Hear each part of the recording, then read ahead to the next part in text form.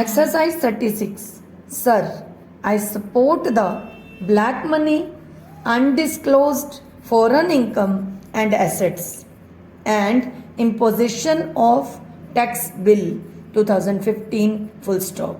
As our leader has said, the Congress party fully supports this bill full stop. At the same time, we have to bring up certain deficiencies which are there to be rectified in future amendments full stop. First of all, I would like to bring to the attention of the government that we are bound by the United Nations General Assembly, which as early as 31st October 2003 had made that on the basis of recalling its resolution number 61 of 4th December 2000. It established an ad hoc committee to go into the question of these types of evasion of taxation throughout the world. Full stop. It happened for 3 years by having different types of meetings, and finally they came forward with the United Nations Convention Against Corruption. Full stop. I would just quote the beginning of the preamble. Full stop. I quote, concerned about the seriousness of problems and threats posed by corruption to the stability and security of societies, undermining the institutions and values of democracy, ethical values and justice, jeopardizing sustainable development and the rule of law. Full stop. This is where the government has it full stop. All the states, parties of the convention have signed it. Full stop. 140 countries have signed this convention. Full stop.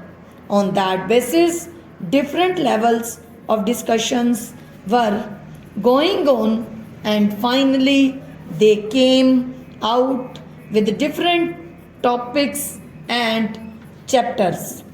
So to say, covering about 71 articles. Full stop. In different ways, states, parties have to follow it in their own countries. Full stop.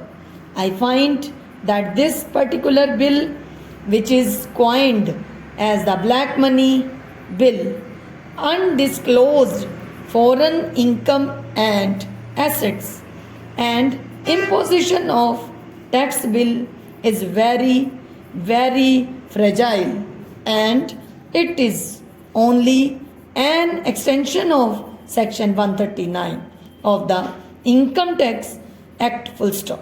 Section 139 is very clear in stating that the filing of income tax return is compulsory.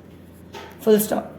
In various cases, they are saying that, full stop, finally, sub-clause provides that any asset, including financial interest in any entity located outside India or signing authority, in any account located outside India, is required to file a return of income in prescribed form compulsorily, whether or not he has the income chargeable to tax. Full stop.